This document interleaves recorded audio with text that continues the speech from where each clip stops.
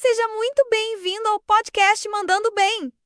Hoje vamos comentar um texto escrito pelo professor Flávio Eustáquio das Graças, da cidade mineira chamada Itanhomi.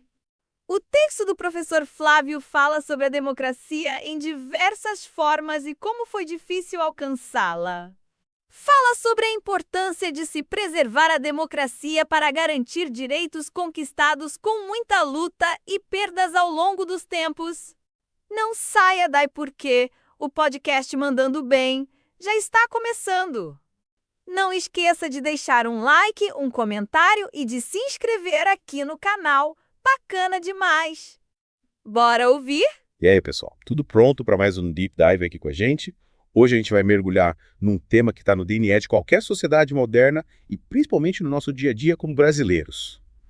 A democracia. Isso aí, para a gente navegar nesse mar de ideias, vamos nos aprofundar no documento Democracia na Real, do professor Flávio Eustáquio das Graças. Boa. Afinal, a democracia, apesar de ser um assunto que a gente sempre ouve falar por aí, merece ser revisitado e compreendido mais a fundo. Sem dúvida, e o professor Flávio vai nos ajudar nessa missão. Com certeza. Sabe, a gente vive falando de democracia, mas você já parou para pensar o que ela realmente significa na prática? Como ela molda o Brasil e impacta a vida de cada um de nós. É isso que a gente vai desvendar nesse Deep Dive. Exatamente. E para começar, que tal a gente ir direto à fonte? O professor Flávio define a democracia como... Ele coloca assim: um sistema de governo em que o poder é exercido pelo povo, seja diretamente ou por meio de representantes eleitos. Uma definição simples, mas poderosa, né? Já coloca o poder nas mãos do povo logo de cara. Pois é, e a palavra democracia já carrega essa ideia em si. Verdade. Demos em grego significa povo, e kratos significa poder. Democracia é literalmente o poder do povo. Incrível como a etimologia já dá a letra, né? Total. E esse poder, como você mencionou, pode se manifestar de diferentes formas. Exatamente. O professor Flávio destaca a democracia direta em que os cidadãos votam diretamente nas questões. E a democracia representativa, onde elegem representantes para tomar decisões por eles. Isso aí. Duas formas de exercer a democracia que nos levam a uma pergunta importante. Como foi a trajetória da democracia aqui no Brasil? É verdade. Imagino que não tenha sido um caminho fácil, né? Que é? Afinal, nossa história é cheia de altos e baixos. Com certeza. A democracia no Brasil não surgiu da noite para o dia. Foi uma conquista árdua marcada por momentos históricos cruciais. Tipo a independência em 1822. Exatamente. Mas mesmo depois da independência, passamos por períodos de monarquia e até de ditadura, o que mostra que a busca por um sistema democrático sólido foi uma verdadeira batalha. Uma batalha com avanços e retrocessos. A proclamação da República em 1889 foi um passo importante, mas a democracia brasileira, infelizmente, enfrentou interrupções dolorosas ao longo do caminho. É verdade. Tipo a ditadura militar de 1974 a 1985, um período que sufocou liberdades, impôs censura e mergulhou o país num regime autoritário. Sem dúvida, a ditadura militar foi uma ferida profunda na história do Brasil, um período de repressão, medo e silenciamento. É fundamental a gente lembrar desse passado para valorizar a democracia que conquistamos. Concordo. E é inspirador ver como a sociedade brasileira, mesmo diante da opressão, nunca desistiu de lutar por seus direitos e liberdades. Verdade. A redemocratização, que começou a ganhar força na década de 1988, foi resultado da mobilização da sociedade civil de movimentos sociais e da luta incansável por direitos civis. E a Constituição de 1988, a Constituição Cidadã, consolidou esse processo. Exatamente. Ela garantiu direitos que foram suprimidos durante a ditadura, como a liberdade de expressão, a livre organização política e a participação popular. Um passo fundamental para a reconstrução da democracia no Brasil. Um recomeço, um sopro de liberdade depois de anos de opressão. E desde então o país tem realizado eleições regulares, incentivado a participação popular e buscado fortalecer suas instituições democráticas. É realmente emocionante pensar em como a Constituição de 1988 representou essa virada de página na história do Brasil.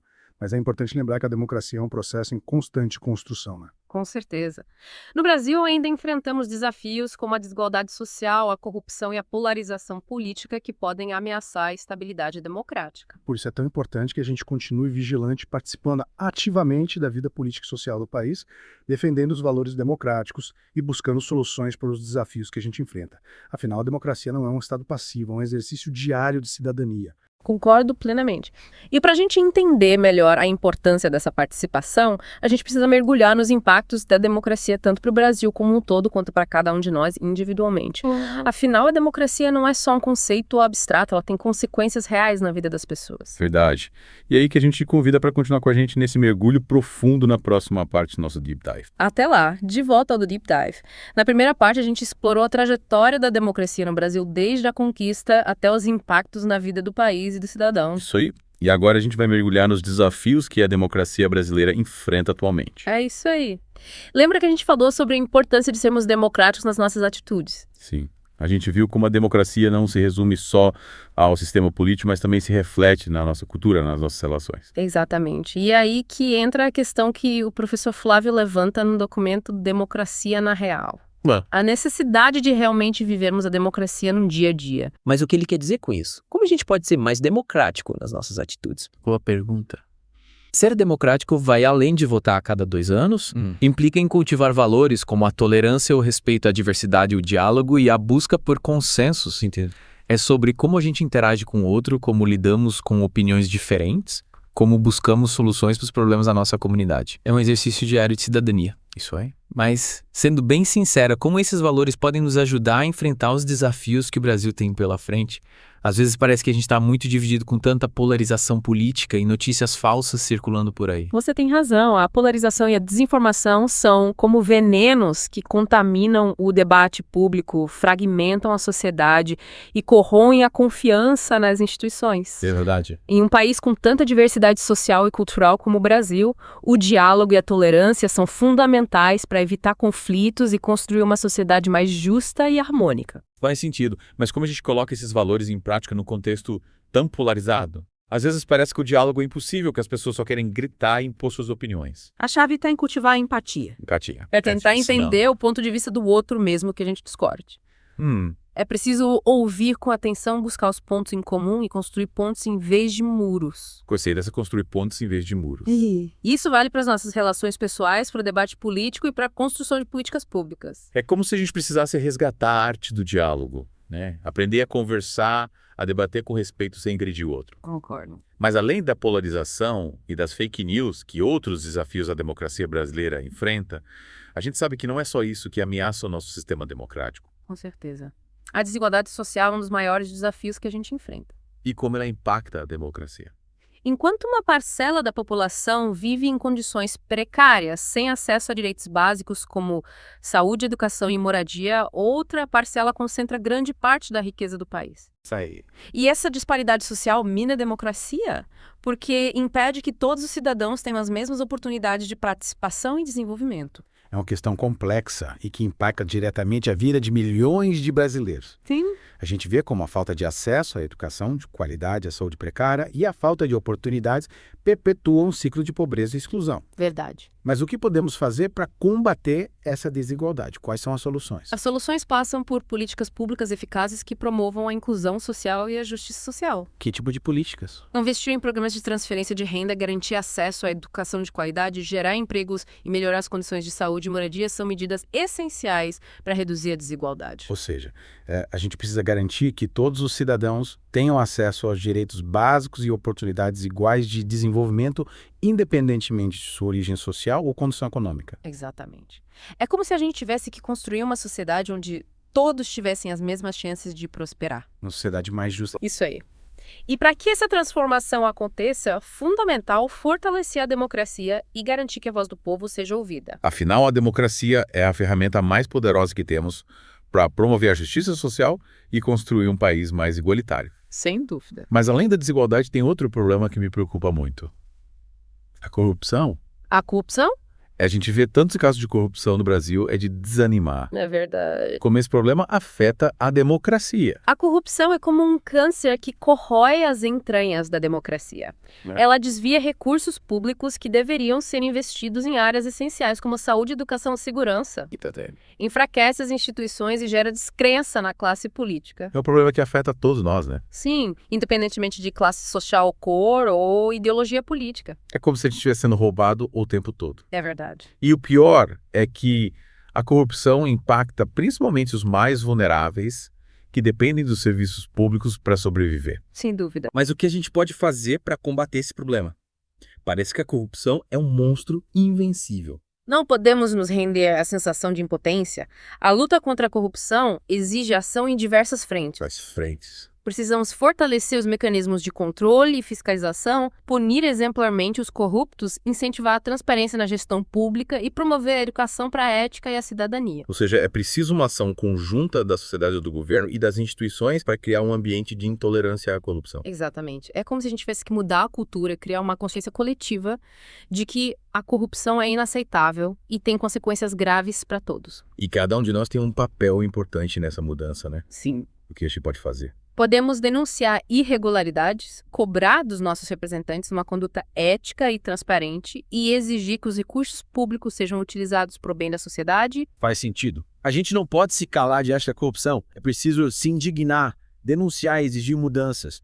Afinal, a democracia é um sistema que depende da participação ativa dos cidadãos. Com certeza. Mas além da desigualdade e da corrupção, a democracia brasileira também enfrenta ameaças mais diretas, como alternativas de golpe de Estado e os ataques às instituições democráticas, não é mesmo? Infelizmente, sim. É preciso estarmos vigilantes para defender a democracia de qualquer tipo de ataque ou ameaça. É verdade. A história nos mostra que a democracia é um sistema frágil que precisa ser constantemente protegido e fortalecido. E como a gente faz isso? Participando ativamente da vida política, defendendo a liberdade de expressão, combatendo a desinformação, exigindo respeito à Constituição e às leis. Ou seja, a gente não pode relaxar achando que a democracia está garantida para sempre. É preciso estar atento, se informar, se engajar e defender os valores democráticos. Exatamente. Afinal, a democracia é uma conquista que precisa ser cultivada e protegida por todos nós. Sem dúvida. Mas como a gente pode fortalecer a democracia brasileira e construir um futuro mais promissor para o país? Essa é a pergunta que a gente vai responder na próxima parte do nosso mergulho. Vamos explorar junto as ações que a gente pode colocar em prática para garantir que a democracia no Brasil continue florescendo. E aí, pessoal? De volta para a última parte do nosso Deep Dive sobre a democracia no Brasil. A gente já mapeou a trajetória e os desafios e agora chegamos à pergunta de ouro. Como fortalecer tudo isso e garantir um futuro democrático vibrante para o país? É pergunta que não quer colar, né? E a resposta, como muitas vezes acontece quando a gente fala de democracia, está na ação coletiva, na participação de cada um de nós. O professor Flávio, em Democracia na Real, lembra que a democracia não é um estado passivo, mas sim um processo dinâmico em constante construção. É tipo um trabalho em progresso, né? Exatamente. E por ser um processo em construção, exige engajamento constante. Não podemos achar que a democracia está garantida para sempre. Ah, com certeza. Senão a gente relaxa e as coisas podem desandar. Exatamente. É como um jardim que precisa ser cuidado, regado, podado para florescer. E cada um de nós tem um papel importante nesse cuidado. E quais seriam esses papéis? O que cada um pode fazer na prática para fortalecer a democracia brasileira? Tipo, por onde a gente começa? Bom, em primeiro lugar, a informação é fundamental. A gente precisa buscar informações de qualidade de fontes confiáveis para não cair na armadilha das fake news ou dos discursos extremistas. Desenvolver o senso crítico, né? Checar as fontes duvidárias antes de compartilhar qualquer informação. Principalmente nas redes sociais, onde a desinformação se espalha rapidinho. Perfeito. Além disso, a participação política vai muito além do voto. Engajar-se em debates, organizar-se em movimentos sociais, pressionar os representantes políticos por políticas públicas que atendam às necessidades da população, tudo isso faz parte da construção de uma democracia mais forte. É como se cada um de nós pudesse ser um agente de mudança, né? Usando a nossa voz e as nossas ações para construir um futuro melhor para todo mundo. Exatamente. Para essa mudança acontecer de forma sustentável, a educação para a cidadania é fundamental desde a infância. É preciso que as novas gerações compreendam o valor da democracia, seus princípios e mecanismos, para que possam participar ativamente da vida política e social do país. Concordo. Uma sociedade educada para a cidadania é mais consciente dos seus direitos, deveres, mais crítica em relação aos problemas sociais e mais engajada na busca por soluções. Mas como a gente, enquanto indivíduos, pode contribuir para essa educação para a cidadania? Por onde começar? Comece em casa, no dia a dia, com o diálogo com exemplo. Ensinar as crianças a respeitar as diferenças, a ouvir o outro, a argumentar com respeito a buscar soluções pacíficas para os conflitos. São atitudes que formam cidadãos mais democráticos. Pequenas ações que fazem uma grande diferença, né? Sem dúvida. Afinal, a democracia se constrói a partir da nossa convivência, da nossa participação na comunidade. É verdade. Mas e na nossa vida em comunidade, como a gente fortalece a democracia? Praticando o diálogo, a tolerância, o respeito à diversidade, a busca por consensos. É preciso estar aberto a ouvir opiniões diferentes, a entender diferentes perspectivas, a buscar soluções que beneficiem a todos. Ou seja, a democracia começa em cada um de nós, né? nas nossas atitudes, nas nossas escolhas, na forma como a gente interage com o mundo. É um compromisso individual e coletivo com a construção de uma sociedade mais justa, livre e igualitária. E essa construção exige trabalho, constante vigilância e engajamento. A democracia não é um ponto de chegada, mas um caminho que a gente percorre junto a cada dia. E cada passo que a gente dá nesse caminho nos aproxima de um futuro mais democrático e promissor para o Brasil. É isso aí. Adorei essa conversa. Aprendi tanto sobre democracia brasileira, seus desafios e principalmente sobre o meu papel na construção de um futuro melhor. E você, o que achou desse mergulho profundo? Esperamos que ele tenha te inspirado a refletir sobre a importância da democracia e a buscar formas de fortalecer esse valor tão precioso. A gente agradece a sua companhia e te convida a continuar essa conversa, a buscar mais informações, a se engajar em debates e a lutar por um Brasil mais democrático para todos. Até a próxima!